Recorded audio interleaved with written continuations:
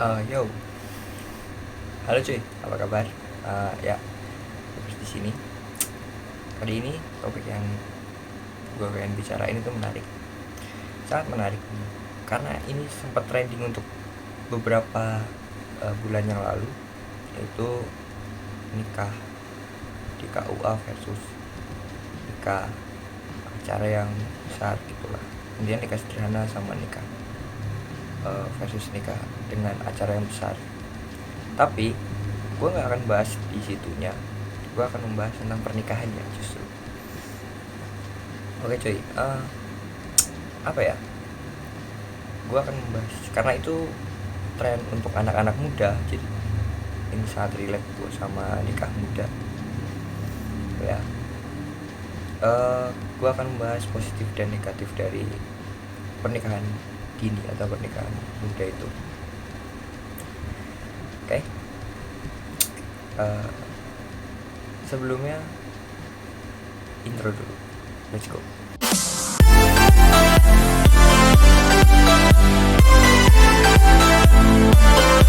Oke, nikah muda atau nikah dini. Nikah ini sangat penting karena yang kita harapkan kita hanya sekali dalam seumur hidup untuk melaksanakan acara tersebut atau kegiatan tersebut. Ya, kita nggak akan berpikir negatif akan berpisah atau menikah lagi atau apapun itu. Yang kita harapkan yaitu cuma sekali di hidup kita.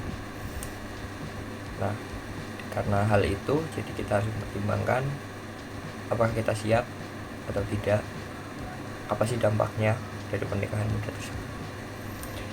Oke, yang pertama kita akan membahas dari sisi positif dari nikah muda itu. Ya, ini disclaimer opini gue tentang pernikahan muda ini.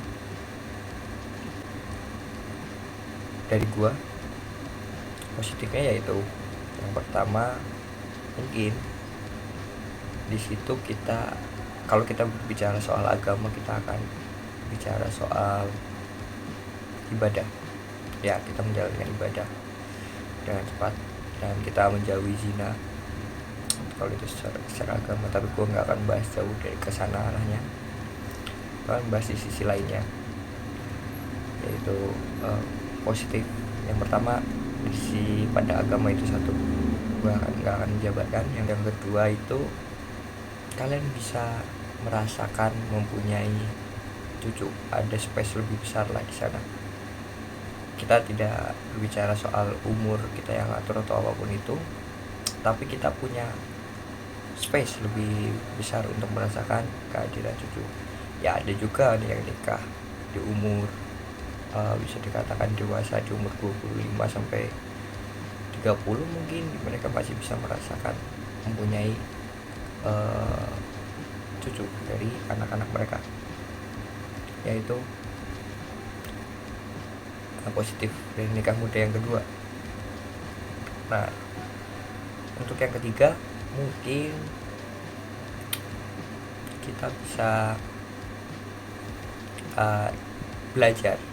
Kita akan lebih banyak waktu untuk belajar dari kesalahan-kesalahan satu sama lain, saling mengenal. Kita punya banyak waktu untuk saling mengenal satu sama lain lebih dalam untuk menjadi pelajaran ke depannya gitu. Nah, itu beberapa dampak positif. Kalau kalian ada yang mau nambahin, silakan kita berdiskusi di komentar. Yang berikutnya, dampak negatif dari nikah muda tersebut. Ya, semua perilaku pasti, atau semua tindakan, semua kegiatan, semua hal yang ada di dunia ini pasti punya dampak positif dan dampak negatifnya masing-masing. Jadi untuk dampak negatifnya tersendiri, gue punya beberapa opini, yaitu yang pertama, mental. Ya, gue akan berbicara soal ekonomi di sini karena ya banyak yang bilang kan ada orang kaya bang, ada orang kaya nikah muda apa segala macam, tapi belum tentu mental mereka kuat untuk menjalankan pernikahan itu gitu. Karena setelah gue tanya-tanya sama orang yang sudah menikah, mereka yang paling dipermasalahkan yaitu mental. Kenapa? Ya pemikiran kedewasaan, sudut pandang mereka tentang masalah, terus ego mereka, itu mental. Nah, rata-rata anak muda itu ya kita anggap di umur 20-an, karena teman-teman gue udah banyak yang menikah, mereka masih apa ya, sifat bukan kanak-kanakan, apa ya, cara mereka mencari penyelesaian di sebuah masalah itu belum banyak.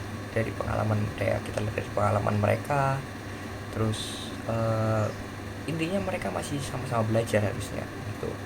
Jadi ya cara untuk menyelesaikan masalah ini ya dengan saling mengerti satu sama lain, harusnya seperti itu ketika kalian memutuskan untuk menikah muda, karena kalian masih sama-sama, kalau gampangannya bilang mah masih waktunya main lah, tapi udah dibuat untuk nikah gitu.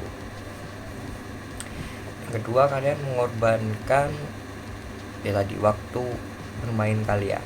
Ya kalian harus siap akan hal itu. Mau tidak mau ketika kalian menikah muda, kalian harus siap untuk mengorbankan waktu bermain kalian, fokus ke keluarga kalian gitu. Oke, ketika kalian sudah siap secara ekonomi, kalian mungkin bisa bermain, kalian mungkin bisa jalan-jalan bersama pasangan kalian, sama istri kalian, sama suami kalian. Tapi balik lagi, ketika kita mengandalkan sorry to say, penghasilan dari orang tua kita, mau sampai kapan? Itu rumah tangga kalian kan. Kalian harus bisa mencari penghasilan sendiri itu, entah itu dengan cara bekerja atau berbisnis atau apapun itu. Ya, yang kedua, kalian harus bisa menekan kesenangan kalian demi kebutuhan kalian gitu. Dampak negatif yang ketiga itu dari sisi kesehatan. Gue pernah baca di satu artikel, wanita, nah ini untuk yang ingin langsung punya anak ya, ada tulang rawan wanita saat melahirkan, yang itu tulang itu bisa siap untuk melahirkan itu di sekitar umur 21 atau 22 tahun. Nah, kalian ketika menikah muda harus siap dengan konsekuensi itu. Banyak kok bang yang misalnya di umur 20 tahun, 19 tahun tapi udah pada punya anak. Ya itu balik itu kan resiko berarti kan bisa diminimalisir, bisa dihilangkan, kita tahu cara penanggulangannya itu balik lagi kepada medis, pasti mereka tahu cara penanggulangan resiko itu. Nah tapi yaitu kalau secara alamiah ada tulang wanita yang tulang pinggul kalau nggak salah itu dia belum siap untuk melahirkan bayi dari rahimnya gitu. Ya bang, ada sesar bang, ada kita bisa sesar apa segala macam. Ya itu balik ke pilihan ya guys. Tapi ini tadi gua menjelaskan kalau kalian ingin normal, akhirnya normal gitu. Nah yang ketiga, keempat berikutnya itu ekonomi. Ya banyak sekali pasangan-pasangan muda yang akhirnya memutuskan untuk berpisah gara-gara permasalahan ekonomi mereka yang belum siap. Selain mental, tadi ekonomi juga perlu dipertimbangkan gitu. Kalian sudah siap secara ekonomi, secara finansial apa belum? Itu yang perlu harus kalian pikirkan. Oke, kalian ya udah siap, menurut kalian siap untuk acara pernikahannya, tapi kan balik lagi itu hanya sehari, belum kehidupan yang sebenarnya itu ya setelah acara itu gitu. Bahkan ada orang yang justru menurut gua keren, yaitu dia menumbalkan satu acara itu, meskipun ya mereka bilang ya itu kan acara satu kali seumur hidup apa segala macam. Jadi gara-gara ada momen itu mereka memutuskan untuk membuat acara yang besar segala macam gitu. Tapi ada orang juga yang ya udahlah, kita tumbalkan satu hari pernikahan kita, maksudnya di hari H kita nikahin sederhana aja, tapi untuk kedepannya kita aman, artinya kayak gitu.